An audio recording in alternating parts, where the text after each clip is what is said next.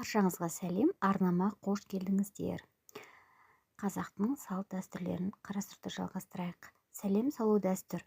Келіннің жанұядағы қызметі мен әдептілігінің белгісі ата-енесіне, қайын жұртына деген құрметі мен сәлемі. Беташар кезінен бастап сәлем салу басталады. Сәлемді ата-баба салтымен иіліп немесе тізесін бүгіп салады. Ал сәлемге ие болған адам бақытты бол балам деп ықыласын білдіреді, немесе қарт аталар мен аналар жас келіннің маңдайынан иіскеп бақыт пен берекет тілейді. Жас келін бір үйдің берекесін кіргізетін болашақ ана болғандықтан ата-ене үйлі жайлы болып бала шағалы болуларына үлестерін қосады. Жақсы келін қызындай, жақсы күйеу ұлыңдай деп қазақ даналары бекер айтпаған. Келіннің келін болып түсе сала өзіне артылған міндеттері бар. Таңертең ерте шай қою, дастархан жайып шай беру, үй тазалығы, ауылды жерде ошақ басындағы қызметі, мал жайғастыруы, сиыр сауып күбі пісу. Келін болып түскен күннің ертеңін-ақ таңертеңгісін осы тірліктерге араласпас бұрын ізеттілік көрсетіп ата-енесіне тізе бүгіп сәлем салады. Келін үлкендер алдында орамал тартып жүреді. Ол да үлкендерге көрсеткен құрмет. Киіт құдалар арасында жасалатын дәстүрлі кәденің бірі. Қазақ халқы арасында құдалық белгісі киіт, қоныс белгісі бейіт деген мақал бар. Яғни киіт құдалықтың негізгі белгілерінің бірі. Киіт бас киіт, аяқ киіт болып бөлінеді. Құдаларды бастап барған үлкен адамға бас киіт беріледі, қалған құдаларға екінші дәрежедегі киіт беріледі. Киіт келген құданың беделіне алатын орнына қарай бөлінеді.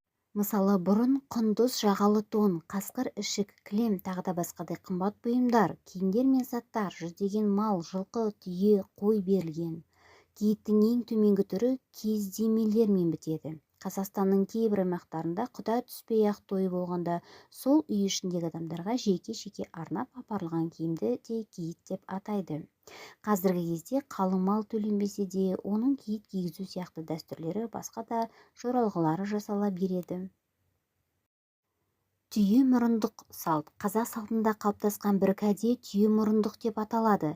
Қызы ұзатылып көшіп келе жатқан көрші ауылдың тұсынан өткенде, көрші ауылдың әйелдері көш алдынан арқан керіп тосады да алдыңғы түйенің бұйдасынан, бұрындығынан мықтап ұстап алады.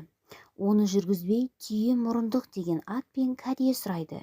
Көш бастап келе жатқан кексе әйел оған жол өтеп, көйлек беріп құтылады. Оны қазақ кәдесінде түйе мұрындық деп атайды.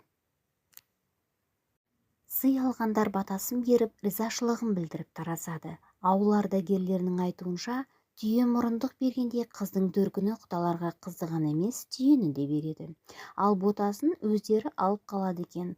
Араға жылдар салып қызы күйеу баламен бірге үйіне баласын көтеріп келгенде, ботаны немересіне бәсіре ретінде беріп жіберетін болған. Есік ашар, есік көру, үйге кірер, әулетке жаңа мүше ретінде қосылып отырған күйеуге қатысты атқарылатын қазақтың дәстүрлі неке отбасылық қатынасындағы жосын, яғни күйеудің қайын жұртына алғаш баруына орай атқарылатын ғұрып.